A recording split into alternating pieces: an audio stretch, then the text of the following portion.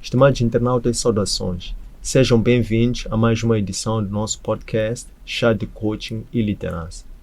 Espaço este em que os líderes conectam-se, partilham e juntos crescem. Este programa em formato de podcast inspira-se na abordagem de gestão por competências chá, C de conhecimento, H de habilidade e A de atitude.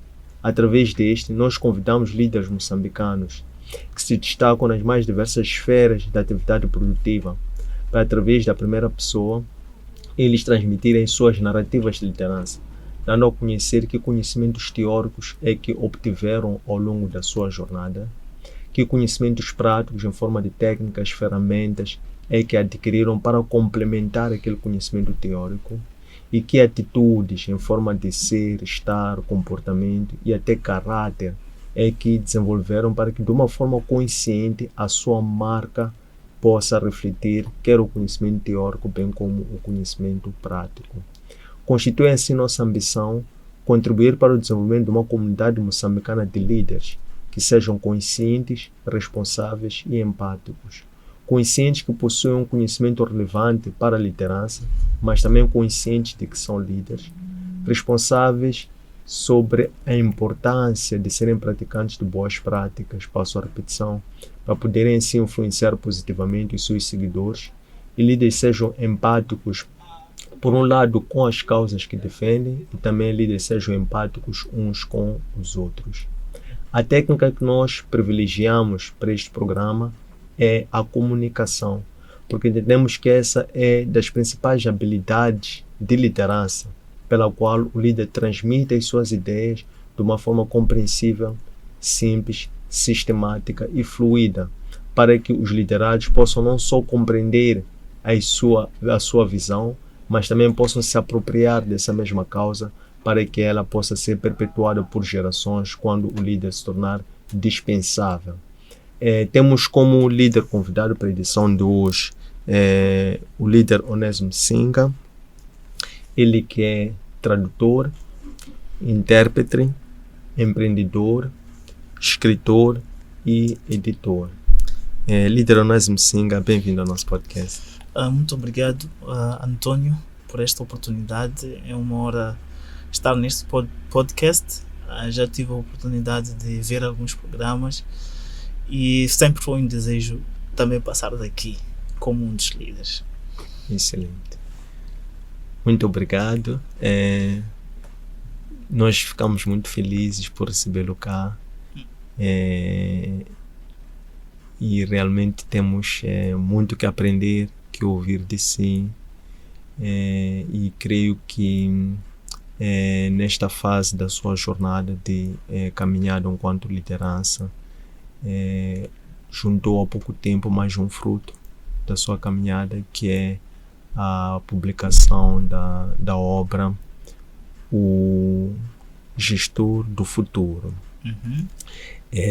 Por ser o fruto talvez mais recente, há um provérbio Sena diz que a árvore que é muito apedrejada, ou melhor, a árvore que dá bons frutos é muito apedrejada. Ok. Mas também há aquela máxima que os líderes muito se inspiram, acho que é talvez para fazerem um bom uso do bom fruto dessa mesma árvore, é que eles podem, de contrário, não rejeitar ou fugir às pedras, mas talvez acumulá-las, juntá-las para amontoar, de forma a poder passar para a fase seguinte. Exatamente. Como é que na sua liderança lida com os frutos e com a forma como as pessoas, os mirones, apreciam os seus frutos? Quer aqueles que sobem as árvores, comem lá em cima da árvore, quer aqueles que pedem talvez autorização ao acesso, quer aqueles que apedrejam. Como é que lida com estas adversidades? Bem, muito obrigado pela pergunta, ela é muito interessante. Particularmente, a minha filosofia é focar-me naquilo que eu tenho maior capacidade, força de inverter a situação ou fazer alguma coisa. Não procuro tanto em saber quem é contra mim ou a favor de mim. Apesar de que às vezes se apresenta quem é a favor, quem é contra, mas eu não me foco tanto, porque eu sei que não tenho tanta força suficiente para lidar com quem é contra mim, mas sim tenho força em fazer aquilo que está dentro das minhas competências e capacidades. Então é aí onde se encontra a minha força. E já quem puder no meio disso ter alguns frutos, naturalmente que consegue alcançar frutos, quer seja amigos, colegas, seguidores. Então é nessa perspectiva que eu tenho trabalhado, e eu acredito que esta filosofia me tem ajudado muito a alcançar alguns resultados, a caminhar e a ter força mediante a vezes em que as coisas não acontecem como planejado. Excelente. Agora que você vai explicar, transmitiu de uma forma muito clara o exercício do autocontrole mental e emocional que executa em tais situações para poder desenvolver este poder pessoal que está mesmo dentro de si, de forma a não se deixar influenciar, nem positivo, nem negativo, nem aquecer, nem arrefecer, digamos, tantas situações, mas simplesmente encará-las como sendo um processo natural. Esta habilidade de mastermind que opera de dentro de nós, né? Exercer este poder pessoal, este autocontrole, e o autocontrole sobre os nossos pensamentos, a autossugestão que diz que faz para si próprio, como uma forma de se estimular. Em que medida é que o líder Onésimo Singa aplica essa habilidade de mastermind enquanto um poder pessoal e de influência ou persuasão, digamos que, ao mundo, às pessoas? Bem, eu não sei se percebi o alcance da questão, mas eu me inspiro em Jesus. Se nós formos a ver, Jesus é o maior líder da história, não para os cristãos, mas para todos aqueles que conseguem ver nele potencialidades de liderança. Então, se nós formos a ver Jesus, em todos os momentos de adversidade que ele enfrentava, ele buscava o lado positivo das coisas, mesmo se fosse dentro da organização dele, que era entre os discípulos, ou fora, entre as pessoas ao redor, ele buscava sempre aquilo que era o potencial. Então, eu, particularmente, toda vez que me deparo com uma situação adversária, por exemplo, para o caso deste livro, O Gestor do Futuro, foi um livro que teve muitas dificuldades. Tudo estava contra nós, desde a questão da impressão. Se for a ver, nós queremos imprimir na época de Sully, mas na última hora não conseguimos. Tudo mesmo, até o próprio dia do lançamento, tudo estava contra nós. Mas graças a Deus mantivemos a calma. Eu, como líder, mantive a calma até ouvir. Lembro que eu vi um comentário de um dos meus colegas no trabalho, no processo de lançamento, no próprio dia, que eu não sei o que aconteceu, mas desta vez Onésimo não fez bem as coisas.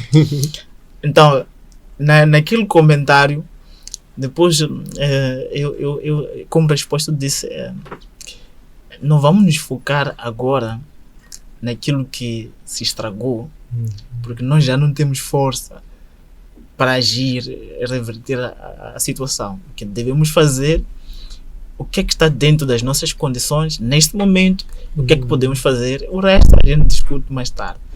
Então, é nessas circunstâncias que eu tenho navegado a minha forma de liderança, de gerir as emoções e, sobretudo, inspirando-me em Jesus Cristo. Sendo cristão, não tenho o plano B a não ser me inspirar em Jesus quando enfrento dificuldades, ver qual é a melhor alternativa. Embora nem sempre esta força está suficiente para as adversidades. Às vezes essa força não está lá suficiente para enfrentarmos certas adversidades, mas com a experiência de vida, com o andar do tempo, nós aprendemos que naquelas circunstâncias em que eventualmente nos frustramos, falamos mal, pensamos mal, agimos mal, se fôssemos um pouco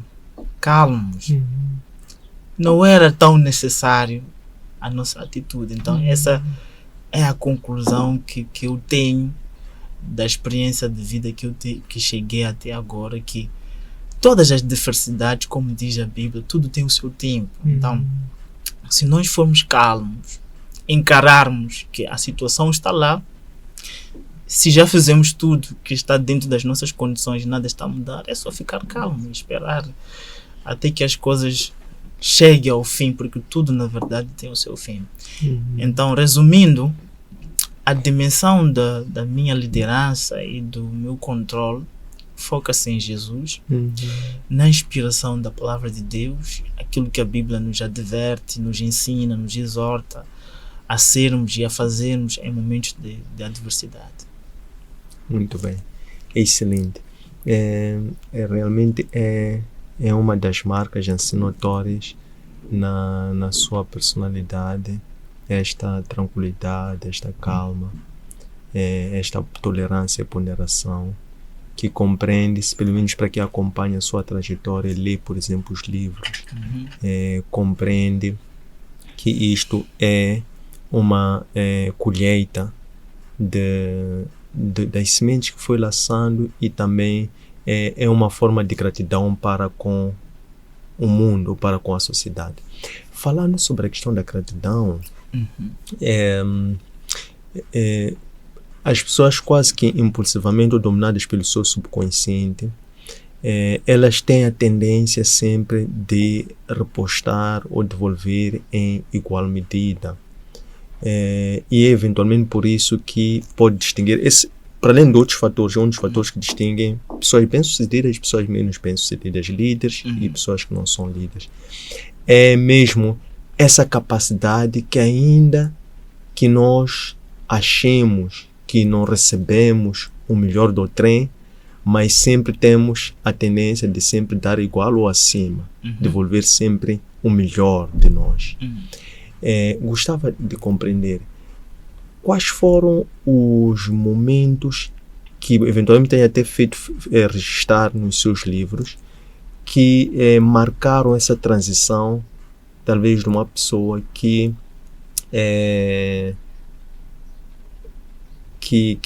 ou tinha a tendência de devolver igual, que é a questão da justiça que é ensinada no mundo, na vida, ou então esta justiça que aprendeu, verdadeira justiça ou justiça social, em que tem sempre a tendência de dar sempre mais do que recebe do trem. Bem, na minha forma, como eu cresci, né? Eu cresci com muitas limitações. Então, um indivíduo que cresce com muitas limitações e tem a oportunidade de conhecer a Deus no processo, não que seja contrário, né? Tipo, quem não cresceu com limitações não possa ter uma perspectiva diferente de gratidão, de retribuir muito mais do que recebe. Então, torna-se mais fácil, ou tornou-se mais fácil no meu contexto, tendo crescido em circunstâncias de limitações em tudo, depois de ter conhecido a Deus, Jesus, e em tudo que acontece na minha vida, em cada pessoa que vem, cruza o meu caminho, é natural sempre procurar fazer mais do que a vida e as pessoas possam fazer, porque de antemão já sabemos, entendemos que o sucesso na vida, ele é resultado daquilo que nós oferecemos para os outros. Agora, se eu não faço nada para os outros, naturalmente que Deus e as pessoas não farão nada por mim. Então, esta é uma das maiores motivações. Certa vez ouvi Renato Cardoso a dizer que se você não está numa vida de sucesso, entre aspas, então é momento de olhar o que é que você pode fazer para tornar a outra pessoa bem-sucedida. Porque fazendo isso, você abre um espaço para o seu sucesso. E a Bíblia também diz que quem ajuda o pobre ajuda o Senhor. Então, se eu estou numa circunstância em que posso fazer alguma coisa, e muito mais ainda, naturalmente que estou a abrir oportunidades para ser bem-sucedido na minha vida, em qualquer área. E a Bíblia, em Mateus 7:12, Jesus disse que devemos fazer aos homens o que nós queremos que os homens façam por nós. Então, um indivíduo minimamente inteligente logo entende a partir de que a vida está naquilo que nós fazemos aos homens. Então, se eu quero receber dos homens, tenho que fazer dos homens. Naturalmente que, quando nós fazemos aos homens, não são eles que farão por nós. Deus vai usar outros homens por nós. Então, significa que se eu faço alguma coisa de bom para si, como um homem, posso esperar que faça alguma coisa de bom para mim. Mas, pensando na perspectiva de Deus, não espero que você faça algo para mim, mas um outro homem, quer seja você ou não, fará alguma coisa para mim. Então Deus tem formas ilimitadas, como diz o pastor Fernando, tem formas ilimitadas de nos abençoar, de nos projetar. Então Deus não se limita. No momento que nós entendemos que a nossa vida só muda, só melhora, desenvolve, quando nós fazemos alguma coisa aos homens, e quanto mais oportunidades para fazer melhor, então Deus vai se encarregar de trazer aquela abundância que nós queremos em qualquer área da nossa vida. Então, esse pensamento, naturalmente, que vai impelir a minha forma de pensar, a minha forma de agir, e no fim, os resultados que eu vou colher na vida.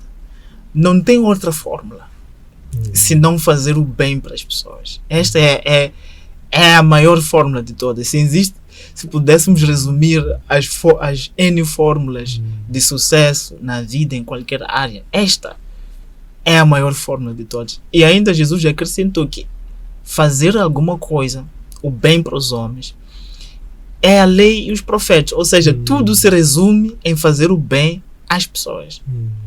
E algo curioso que eu notei nessa perspectiva de Jesus, que de todas as leis que a Bíblia estabelece,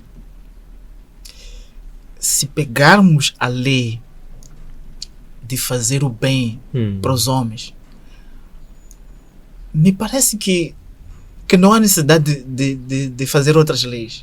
Só a lei de fazer o bem para os homens resume todas as outras leis. Foi a percepção que eu tive, que ao pegar essa lei, fazer o bem para os homens, naturalmente que sente-se como não houvesse uma necessidade de implementar outras leis, porque esta já engloba todas as outras. Por exemplo, como exemplo, vejo alguém que precisa do pão. Eu tenho capacidade de comprar o pão para alguém. Já agora que estamos na quadra festiva, muitas famílias podem não ter um pão para colocar à mesa. Mas dentro daquilo que são as minhas capacidades, eu posso dar uma cesta básica, se calhar, a 2 famílias. Então, se eu tenho essa capacidade e eu faço isso, estarei nesse momento a fazer o bem. Vejo uma outra pessoa, se calhar uma família que não tem possibilidade de levar o seu filho para a escola, e eu tenho condições extras de fazer isso. Eu pego a criança, levo para a escola, ou melhor, existe um leque de coisas que a gente pode fazer. Algumas podem não significar dinheiro em si, que podemos fazer e que no fim elas se traduzem no bem que Jesus nos incutiu a fazer para os homens. Excelente. Muito obrigado por este respaldo sobre a lei suprema, que é a lei do amor. Esta é que, na verdade, veio para reformar a lei do Sinai, como bem esteve a dizer. Até porque o apóstolo Paulo, na sua teologia, quando se referia aos frutos, depois disse, mas os frutos, ou o fruto, contanto que, resumindo os frutos num único, dizia que é mesmo o amor. Olhando assim para as dimensões do gestor do futuro, que estão bem descritas aqui no livro O Gestor do Futuro, qual é a dimensão de inteligência? E lembro que há pouco tempo se referia, quando o homem é minimamente inteligente, ele pode compreender o efeito espiritual da letra do texto bíblico. Qual é a dimensão da inteligência do gestor, da qual pode emanar essa consciência, eventualmente pode desenvolver ou emanar essa consciência da lei da multiplicação, que esteve a referir-se na base da gratidão, da mentalidade próspera? Bem, para o gestor do futuro, né, temos a competência técnica, temos as competências comportamentais, como inteligência emocional, espiritual, relacional e de adaptabilidade. Pode ser um pouquinho difícil falar das competências comportamentais. Qual seria aquela competência, quer seja inteligência emocional, espiritual, relacional ou de adaptabilidade, que seria mais forte que a outra? No objetivo do livro é difícil identificar, mas há uma nota do livro que o indivíduo que tem a inteligência espiritual tem a facilidade de aglutinar outras competências, como a inteligência emocional, relacional e de adaptabilidade. Porque o indivíduo com a inteligência espiritual, ele vai muito além do óbvio. Ele consegue entender, por exemplo, questões como o propósito de vida, questões que têm a ver com o surgimento de vida, são aglutinadas à inteligência espiritual. Então, quando o indivíduo começa a estudar sobre o propósito de vida, sobre o surgimento do mundo, da vida em si, no seu todo, naturalmente que as outras competências começam a ganhar o seu espaço. Mas o que transparece é que não basta ter apenas uma única competência, por exemplo, a competência espiritual, sem desenvolver a competência emocional, relacional e da adaptabilidade. E também é um desafio aí que é muito difícil distinguir a fronteira entre a inteligência emocional, espiritual, relacional e de adaptabilidade. Mas, em todo caso, de forma resumida, se o indivíduo tem uma inteligência espiritual, pode estar em mais vantagem comparativamente a um indivíduo que só tem uma competência técnica, que é um engenheiro, por exemplo, é um mecânico, e se calhar tem dificuldades de inteligência emocional, mas estudou em Harvard, em Oxford, ou passou pelo ISCTEM, UEM, mas que a sua inteligência emocional é fraca, a sua inteligência relacional é fraca. E para o livro, o indivíduo que só tem apenas competência técnica como seu forte, dificilmente pode ser bem sucedido na sua carreira. Então, posso dar um chute, sendo um cristão, né? Daria um chute dizendo que a inteligência espiritual seria a melhor de todas, porque ela nos leva a questões de reflexão que a competência técnica pode não chegar, a inteligência emocional pode não chegar, relacional pode não chegar. Eu posso ser uma boa pessoa do ponto de vista de relacionamentos, mas se eu não tiver a inteligência espiritual, posso ter limites até mesmo para a qualidade do nosso relacionamento, né? Se o meu relacionamento não tiver o fator inteligência espiritual, vai ser o relacionamento aquele em que estou consigo porque eu quero os seus benefícios e vice-versa. Aquilo que Jesus disse, que, parafraseando, que as pessoas naturalmente esperam receber alguma coisa em troca, né? Mas quando estamos da parte de Deus, esperamos mais do que troca. Não nos relacionamos com Deus simplesmente por troca de alguma coisa. Há algo mais além. Também Jesus disse que se o filho pedir pão ao pai, o pai não vai dar pedras. Se pedir peixe, não vai dar cobra. Então, para dizer que o nosso relacionamento, se não tiver o espírito, a inteligência espiritual, pode não ser completo. E, como já justifiquei antes, somente a inteligência espiritual nos leva ao nível mais alto de abstração, de pensar além da esfera física. Pensamos no mundo sobrenatural, este mundo que nos faz entender que todas as coisas que existem no mundo natural foram criadas pelo mundo sobrenatural, foram criadas por Deus. E é este conhecimento que nos dá a capacidade de compreender o próximo. Porque só o indivíduo com a inteligência espiritual consegue entender os momentos altos, fracos, as oscilações do próximo, que podem afetar o relacionamento interpessoal. Então, diria que, embora haja essa dificuldade de diferenciar, distinguir os limites das inteligências, mas a inteligência espiritual, para mim, é a maior de todas. Super interessante.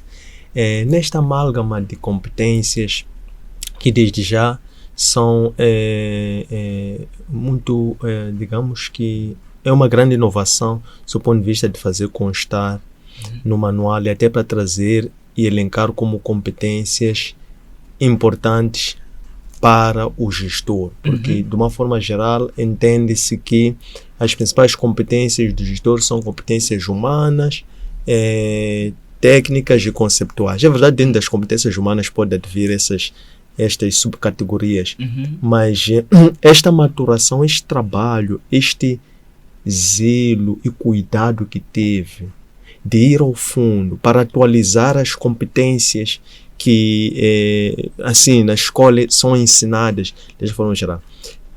Que mais-valia o livro Gestor do Futuro tem para os gestores moçambicanos, tendo em conta que a tarefa nobre de um gestor é o de tomar decisões e que nós somos o reflexo ou o resultado das decisões que nós tomamos no passado?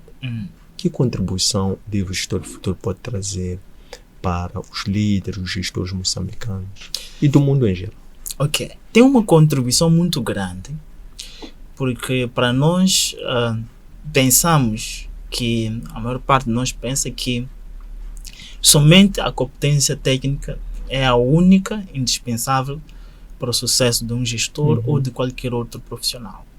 Não se descarta, mas segundo os estudos e também relatórios do Fórum Econômico Mundial, aponta-se que já não basta ter apenas a competência técnica como o elemento principal para se exercer qualquer função.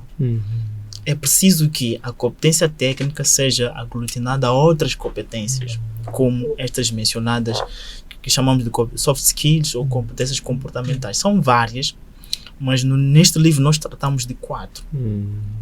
E se formos avaliar, por exemplo, um gestor ou um profissional que não consegue dominar as suas emoções, que na verdade se são testadas em momentos de crise, embora ele seja um bom técnico, terá dificuldades de gerir a sua equipa, tomar decisões assertivas, embora a sua maior tarefa é tomar decisões.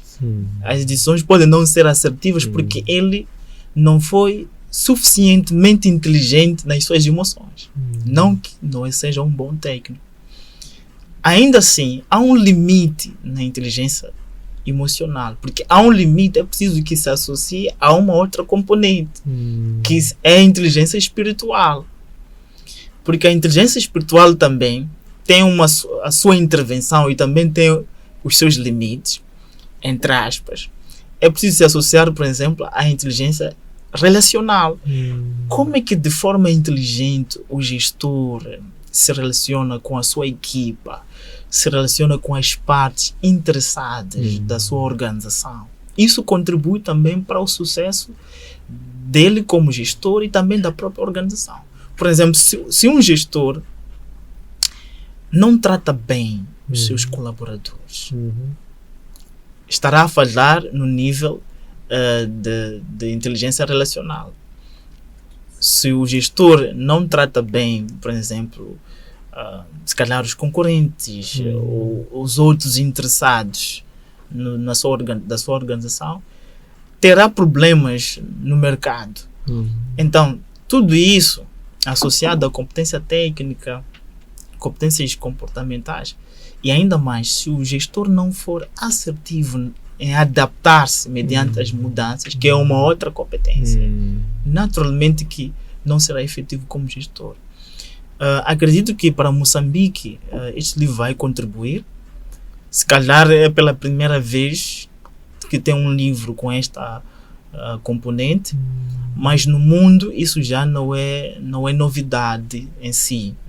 Por exemplo, nos Estados Unidos, em alguns países da Europa, isso já está sendo implementado. Se calhar a novidade pode ser a questão da inteligência espiritual, que não é muito enfatizada, mas as competências comportamentais já fazem parte mesmo dos requisitos fundamentais. Tanto que até 2030, de acordo com a nota do livro, vai ser obrigatório que qualquer profissional seja testado tanto a nível de competências técnicas assim como de competências comportamentais. Já será uma exigência. Nos outros quadrantes já é, mas do ponto de vista global, demanda global, até 2030, acho que se não é 30 é 50. Está anotado no livro. Então, se não é 30 e 50, onde vai se exigir que qualquer profissional, principalmente os gestores, sejam testados a nível de competências técnicas e assim como de competências comportamentais. A bem da verdade, nos Estados Unidos, quando se quer contratar um gestor, procura-se saber da sua vida quais foram os desafios que o gestor na sua vida ou ainda na sua carreira já enfrentou, como é que lidou com esses momentos de crise, quais foram as decisões que ele tomou. Já não querem ver apenas se ele tem um PhD ou um MBA em Harvard, que é importante, mas querem saber como é que enfrentou os maiores momentos de crise na sua vida pessoal e ainda profissional, crises relevantes e também decisões tomadas de forma relevante, porque eles querem avaliar até que ponto este gestor, que vamos dar este cargo, ele é efetivo do ponto de vista emocional, de adaptação e também espiritual. Então, penso que será um contributo o livro, tanto para as universidades, para as pessoas, do ponto de vista geral. E um dos gestores do ISCTEM adquiriu o livro e pensamos que próximo ano, depois do feedback dele, teremos grandes eventos no ISCTEM sobre as competências comportamentais que um gestor precisa ter. Excelente. Qual é o propósito, a missão de vida do líder Onésimo Singa, o qual foca, se apega, se trabalha, independente das situações e das circunstâncias, para não perder o rumo? como é que é e qual é esse propósito? De que forma é que empregos na base dos dons, talentos que tem? Bem, eu tive a graça de Deus de receber a visão de Deus quanto àquilo que eu devo fazer. Mas antes de receber a visão, eu já estava dentro mesmo. Foi uma espécie de confirmação. Acho que foi 2015 ou 2016. Então, um dia desses, nessa altura eu já fazia palestras, já estava na primeira fase do meu primeiro livro, Empreendedor de Sucesso, na primeira versão. Já comentava na televisão sobre empreendedorismo e negócio.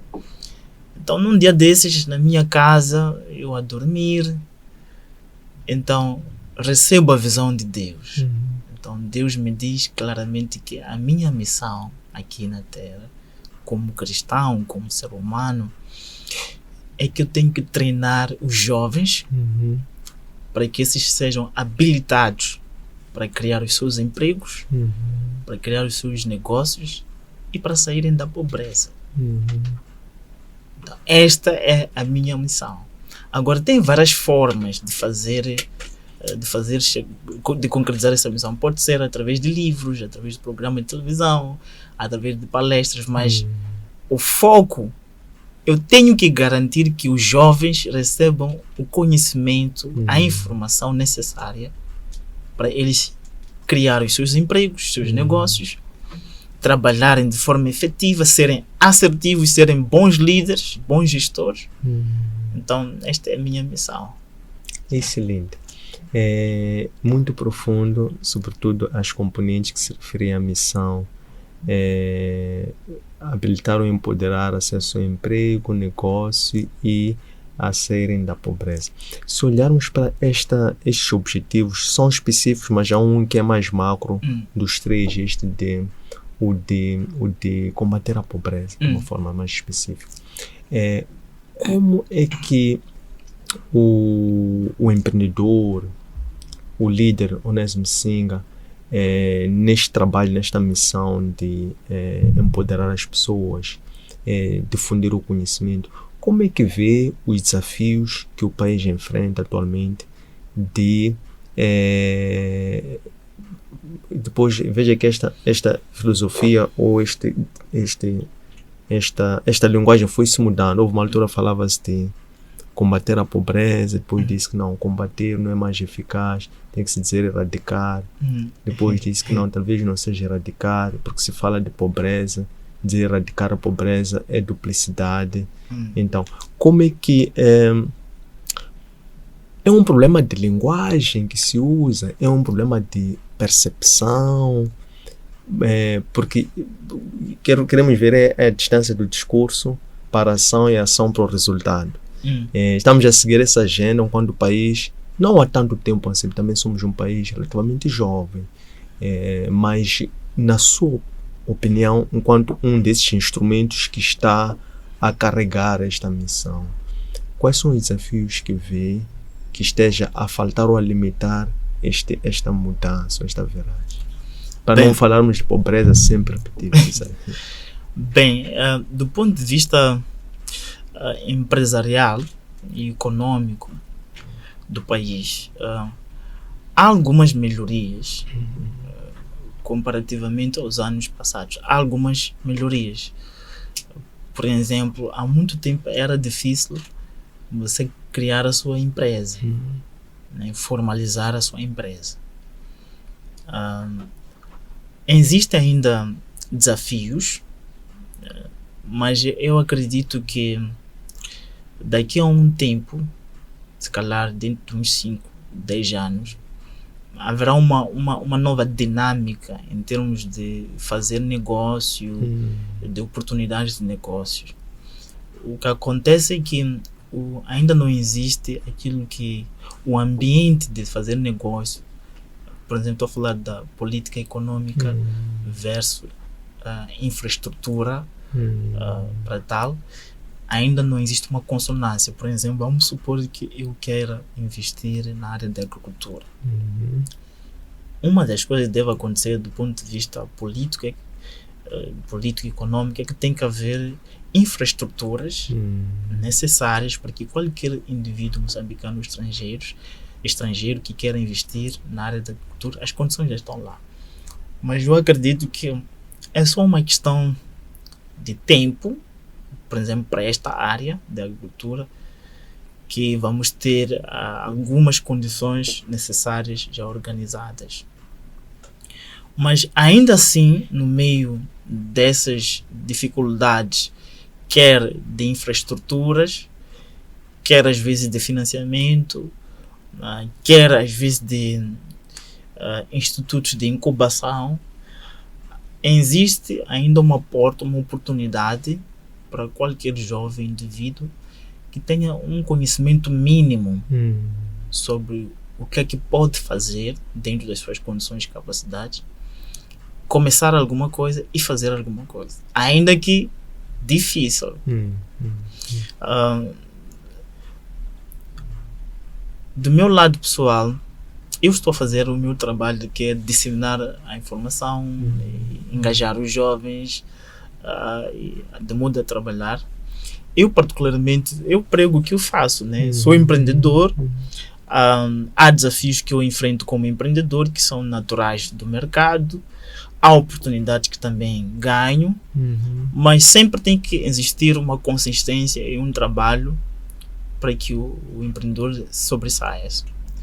Por exemplo, se quer realmente fazer dinheiro, tem que minimamente se preparar e tem que ter empresa, tem que ter toda a documentação necessária da área do seu trabalho, tem que procurar informações sobre as oportunidades que a sua área de trabalho existem, quer a nível do governo, quer a nível de instituições privadas. Então, de forma geral, diria que há avanços em termos de oportunidades, em termos das coisas que o governo está a fazer para que possamos erradicar, digamos, a pobreza, mas ainda há desafios e que a solução é a criação de empresas e negócios. Este é o caminho, não tem outro caminho. Então, quanto mais empresários moçambicanos, quanto mais empreendedores moçambicanos existirem, melhor. Então, o que tem que acontecer é que os empreendedores, os empresários devem fazer a sua parte e, fazendo a sua parte, de alguma forma vão pressionando o governo para que também o governo faça a parte dele, se estiver adormecido, entre aspas. Então tem que ser uma ação de pressão. O lado dos empreendedores, empresários fazem parte deles e o governo se interessa pressionado também a fazer a parte dele, né? Que é a criação de infraestruturas necessárias para que o negócio possa fluir de forma eficaz. Muito bom, muito interessante. Aqui, olhando para os livros, esta veia de comunicar, porque, como esteve a dizer, comunica-se de diferentes formas, mas comunica na sua arte. Esta comunicação, há dois momentos. A primeira é porque há um certo incômodo, há uma certa necessidade interior que tem de se relacionar, porque o homem, enquanto um ser relacional, um ser social, ele tem a necessidade de se expressar. Então, se olharmos para a sua comunicação interior, que é, se olharmos para a árvore, a raiz, a parte que nós não vemos, é aquele inconformismo, aquela energia que lhe impele a se relacionar com outras pessoas. E cá de fora, então, vemos aquilo que é perceptível, a sonoridade, o semblante, o tom de voz, linguagem corporal. Gostávamos de compreender o líder Onésimo Singo enquanto um ser comunicacional, enquanto uma marca que comunica.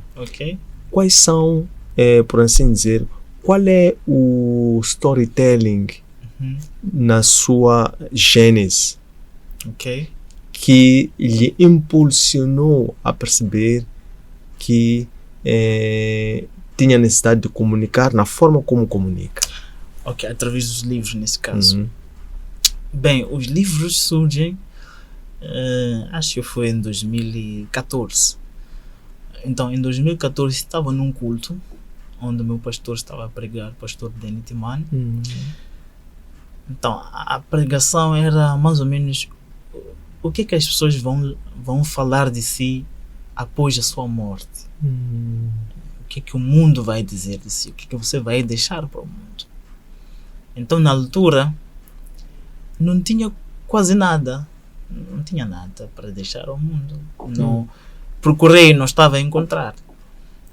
Então, calhou que na tentativa de procurar o que é que eu posso fazer, então uma das alternativas foi escrever livros.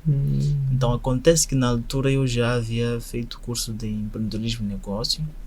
Então eu vi que empreendedorismo e negócio é a única coisa que eu estudei, quero fazer, então vou escrever um livro sobre isso. Então comecei a escrever o livro, O Empreendedor de Sucesso. Então fui estudando como é que se escreve, como é que se faz. Teve muitos títulos para chegar ao título O Empreendedor de Sucesso. Teve muitos. Aquele não foi o primeiro, acho que se calhar foi o quinto ou sexto título. Então O Empreendedor de Sucesso foi o último título do livro. E lançamos o livro. Depois de um tempo, muita gente foi lendo o livro, foi se identificando, foi dando os seus comentários. E do feedback recebido, senti a necessidade de reeditar o livro. Então, o livro, fora de ser um legado, também faz parte de um dos meus negócios. O livro é um dos meus negócios.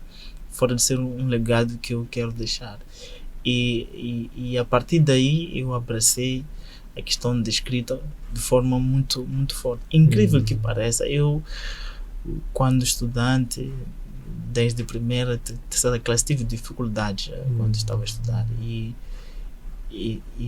eu passei primeira, segunda até terceira, mas não entendia nada. A única coisa que sabia era escrever o meu nome. Só quando repetia a terceira classe. Mas há uma coisa que acontecia, tanto de primeira até essas classes com dificuldades todas, minha mãe levava-me a explicação. Passei primeira, eu tinha muitos professores, meus explicadores. Segunda, a mesma coisa. Terceira, a mesma coisa. Só que quando reprovo, durante as férias, peguei o livro, comecei a ler. Comecei a ler e senti que eu estou a ler. Então, nessa altura, eu fiz uma decisão. Eu tomei uma decisão que... fiz uma decisão em tradução de inglês. Tomei uma decisão que eu não vou mais reprovar. Então, a partir daí, comecei a ler, comecei a gostar dos livros. Comecei a gostar do livro. Sempre que passeasse na cidade, visse aqueles jovens que vendem os livros nos passeios, eu apreciava os livros, lia os livros e dizia comigo mesmo, um dia vou ter dinheiro, vou conseguir comprar. Até que chegou uma fase de escrever e comprar os meus livros e fazer a minha pequena biblioteca. Então, para dizer que escrita já faz parte da minha vida, fora de ser um negócio, é um legado que eu quero deixar. Excelente. Porque o tempo é limitado, queremos já colocar a última questão, que é para percebermos no backstage o líder Onésimo Singa. No backstage. Antes de fazer seu trabalho, para fazer de cada dia um passo para a materialização do seu propósito de vida. Tendo presente que sendo um propósito é algo que não pode falhar e que é algo que aqui onde estiver o seu nível de melhor faz para melhor se preparar para cada dia, que cada dia é a sua vida em miniatura, por assim dizer, é a sua missão em miniatura. Que tipo e forma de preparação consciente faz para se sentir com aquela confiança que esteve a referir no início do programa, da nossa conversa, para se fazer presente a cada dia com a confiança necessária e também com a segurança necessária para conseguir materializar os objetivos do dia, que também são objetivos instrumentais para o propósito maior? Bem, o que eu faço é que a maior parte do meu tempo estou conectado com Deus, quer de forma audível e não audível. Eu estou conectado com Deus, estou em oração, estou em meditação, estou a pensar sobre Deus, estou a pensar sobre aquilo que eu pretendo fazer, pretendo realizar. E acontece que fora disso há também planificação. Eu faço o plano daquilo que pretendo fazer durante o ano, quer a nível dos negócios, quer a nível pessoal. E depois de fazer esse plano, eu submeto a Deus o plano. E durante o processo da implementação, há coisas que no caminho vê-se que podem ser alteradas, podem ser melhoradas ou podem ser adiadas. E quando estou no escritório, é a mesma coisa, sempre conectado com Deus. Eu não consigo trabalhar se não tenho música. Quando estou no escritório, quando estou sozinho no escritório, fora de quando estou no escritório dos amigos. Então tenho aí música gospel, tenho música não gospel, mas música genuína. E estou aí vendo uma pregação, uma ministração.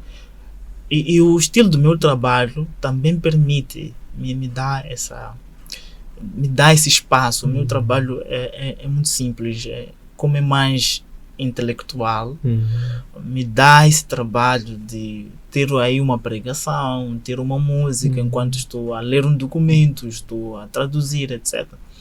Então, e esse estilo de vida me dá sempre capacidade de a minha mente estar calma, estar em alerta, e o meu espírito sempre ativo.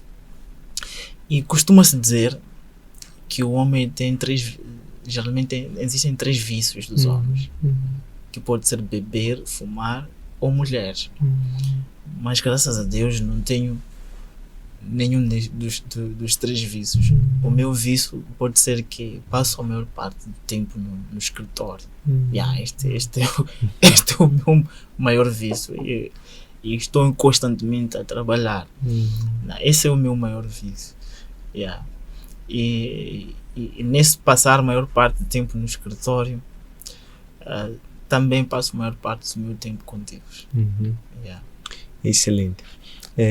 Líder Onésimo, muito obrigado por este tempo que tivemos a oportunidade de receber com muito agrado estas lições de liderança, que é uma comunicação não referencial, de coração para coração. Muito agradecemos o tempo de tomarmos o chá consigo e registramos os muitos conselhos que foram aqui deixados, e queremos desejar a si muito bom ânimo, que o Criador continue a proporcionar-lhe momentos de muita paz e o abrigo também do seu amor, de forma que possa estar sempre em espírito de oração e a vigiar, para poder cumprir na íntegra os propósitos que tem, e sobretudo esta soberania, a arte, e materializar os muitos amores, não paixões, amores, no sentido de gratidão que tem pelo vosso chamado. Muito obrigado.